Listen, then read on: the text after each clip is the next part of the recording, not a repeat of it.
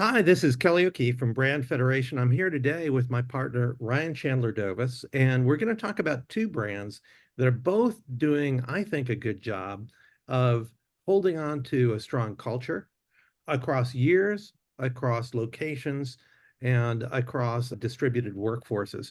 So the first one we want to talk a little bit about is Sesame Street.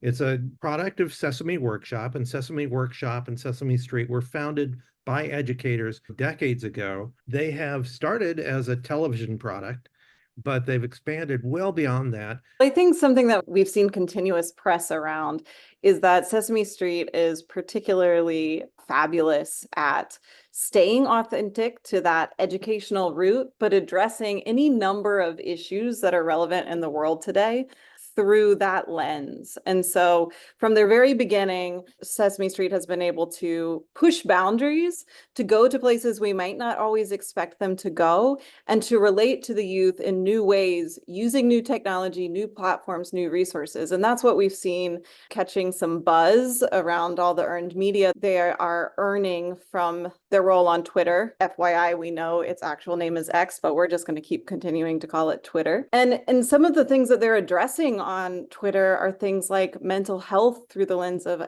Elmo.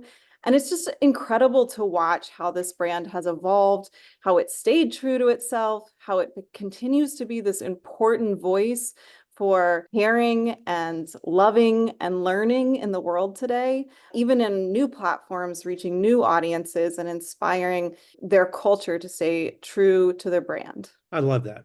Full disclosure, it's always been a favorite brand of mine, and I had the great honor of being able to work with them on a brand strategy about a decade or so ago. And it's there where I really learned that the educators who founded the organization thought there was an opportunity to use television and other media as a way to educate children, as opposed to using television to make our kids dumber, which some television does. But Sesame Workshop wanted to teach them math. It wanted to teach them geography and geometry. It wanted to teach them reading skills and other basic skills, and to teach them about how to get through difficult times, about how to deal with challenging issues, about how to look at their fellow man as friends, no matter where they come from. It's really an extraordinary organization that has adapted to each new technology with grace and yet never lost its DNA of teaching. And I think when you think about that in contrast with other organizations like Disney or Nickelodeon, those are entertainment brands, nothing wrong with that. But Sesame Street is really an educator's brand. It's something that started day one decades ago. It's continuing now through Twitter and reaching people in new ways.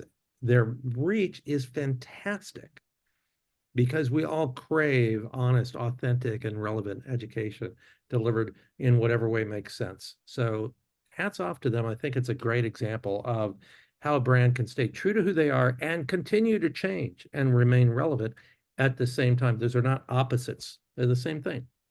I love that so much. As an avid watcher in the early 80s, I would say they were a hugely part of my development. But really interacting with my children has taken a new form. And so even though television still has relevance and we're still certainly streaming TV shows, I mean, look at how much Bridgerton has been buzz this week.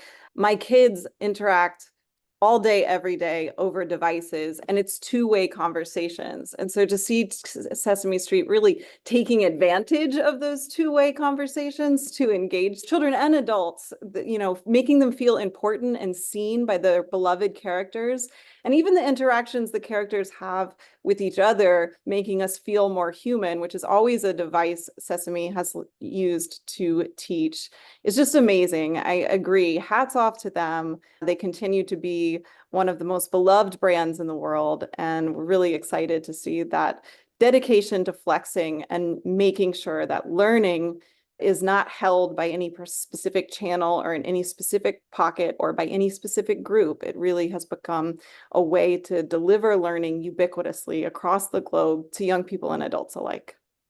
Absolutely. To my friends at Sesame Workshop, keep doing what you're doing. And now I want to talk about a different brand. And I'm going to be honest, Raising Cane's is something that I'd never heard about a few years ago, and now they seem to be everywhere. And when I thought, what is this? I looked and I found it's a store that sells chicken fingers, which also made me wonder, like they took McDonald's worst product and then that's the only one they're going to sell.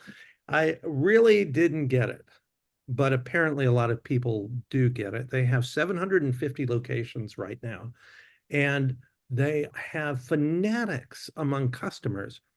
And I think it's because of a recipe of culture building that has been something that they've been able to spread even across their growth. I've just been so impressed by their culture building. So Chick-fil-A really showed us what was possible when you built a strong brand and you focused on rolling it out internally and ensuring that your culture and experience ladder up to it, what's possible in terms of differentiating in that space. I think Raising Cane has taken that and built on it in a new way. It's a little bit of an edgier brand, but it's a brand that really has embodied the idea of truth and culture and continuous improvement. And it's done that across a distributed workforce. Everybody knows I love to talk about distributed workforces. We are a distributed workforce, and we love to share our thoughts on how to have really successful cultures within that realm. And of course, Raising Cane's is not a distributed workforce because everyone's working on a digital level, but they are a distributed workforce covering a wide geographic footprint.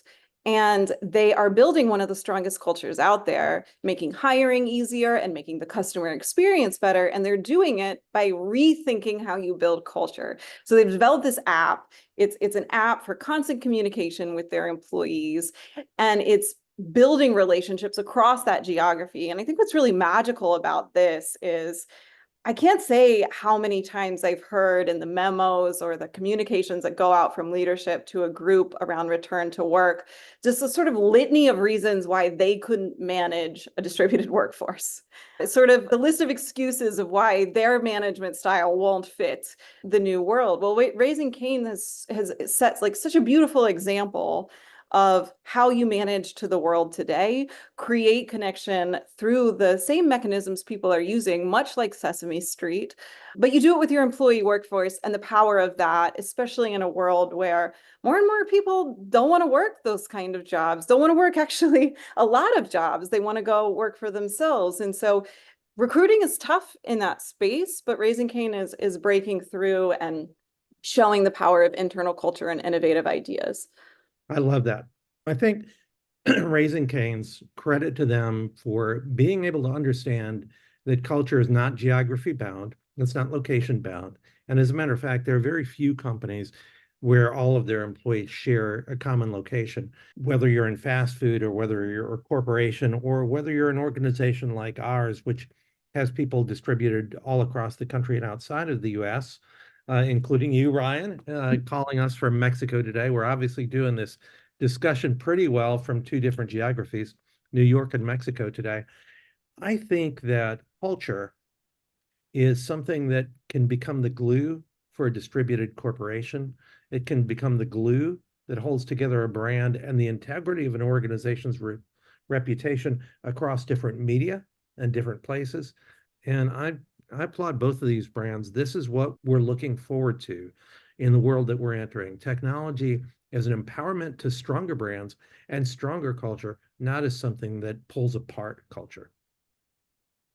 Love that.